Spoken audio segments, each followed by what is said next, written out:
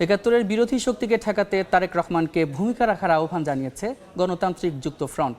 দুপুরে বিএনপির ভারপ্রাপ্ত চেয়ারম্যানের সঙ্গে বৈঠক শেষে বের হয়ে এমনটা জানান জোটের শীর্ষ নেতা বজলুর রশিদ ফিরোজ।